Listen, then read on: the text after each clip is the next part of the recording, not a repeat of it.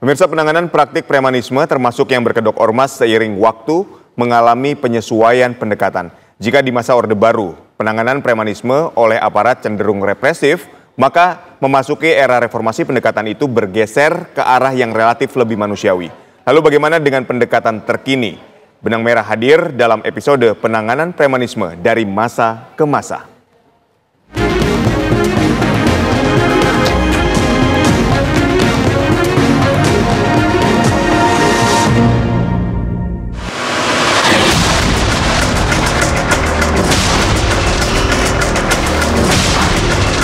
Lu kalau pengen tahu, gua jagoan yang megang video, siapa ada nih gua nih,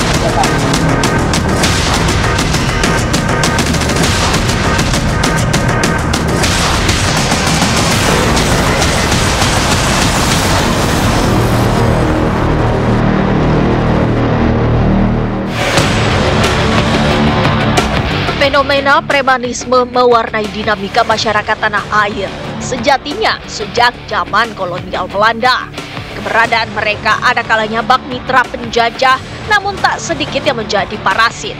Simbiosis mutualisme itu terwujud kalau penjajah memberdayakan mereka untuk mengokohkan kekuasaan. Sedangkan di sisi lain, preman menumpang bersembunyi di bawah ketiak kolonial untuk memperoleh perlindungan. Fenomena premanisme sudah ada sejak zaman dahulu kala, gitu ya.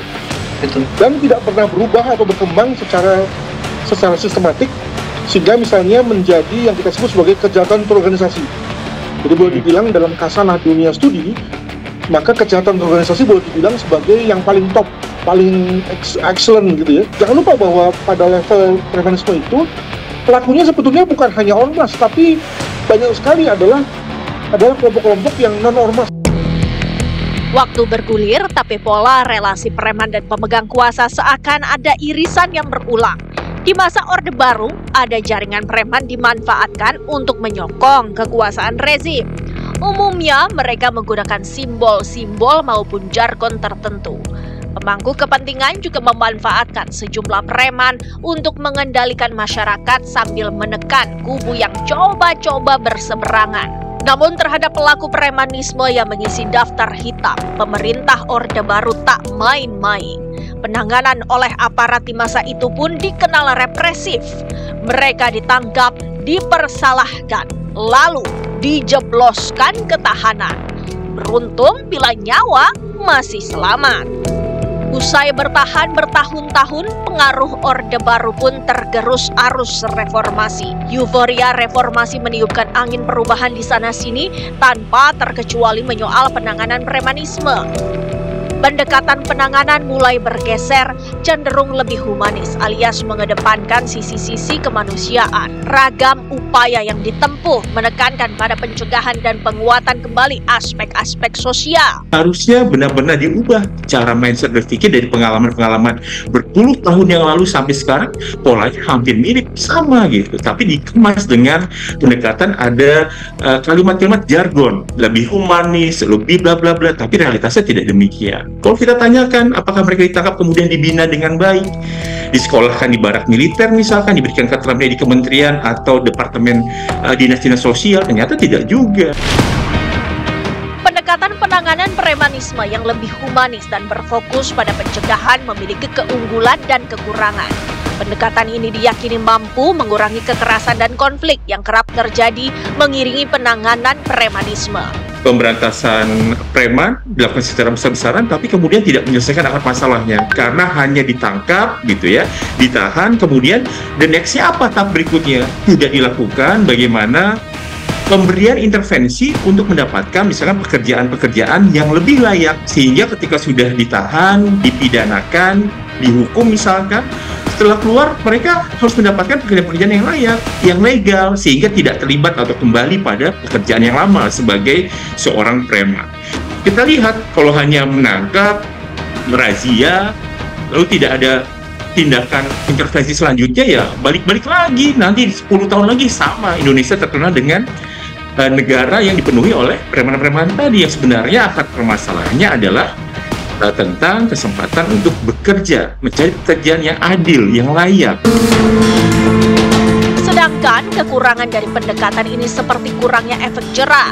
kesadaran dan kemauan preman untuk berubah yang tidak semuanya di level yang sama kuat, hingga kebutuhan sumber daya yang cukup besar untuk menjalankan pendekatan ini.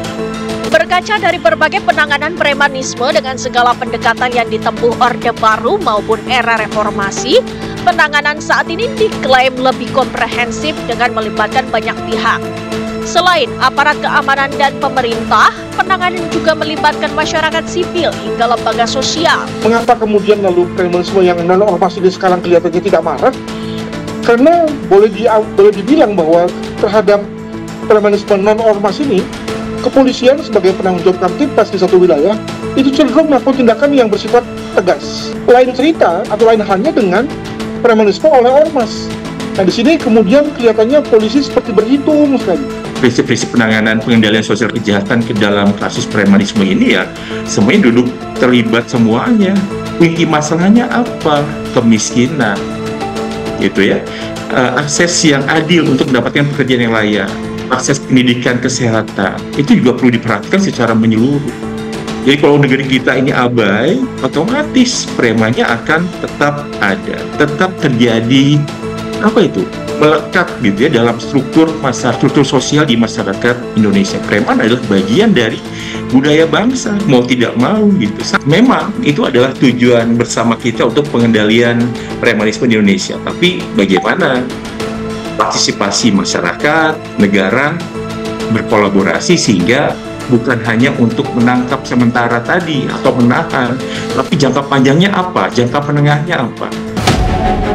Ikhtiar itu diantaranya diwujudkan melalui pendidikan, penyuluhan, dan kegiatan sosial sebagai langkah pencegahan. Sementara untuk penindakan, langkah yang ditempuh disebut lebih terukur.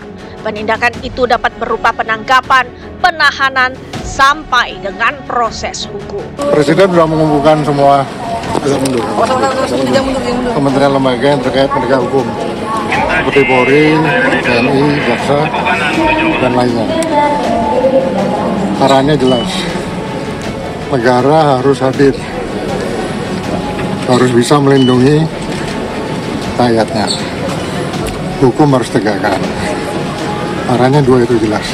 Jadi memang kita perlu membenahi secara umum ya atau secara makro konteks premanisme dan ormas ini. Jadi apakah dengan cara pertama-tama masuk kepada konteks premanismenya yang pada dasarnya adalah perbuatan pidana, atau juga bisa masuk dengan cara melakukan revisi undang-undang ormas ya, sehingga kemudian anggota-anggotanya atau oknumnya tidak ada yang terlibat dalam kegiatan premanisme ini.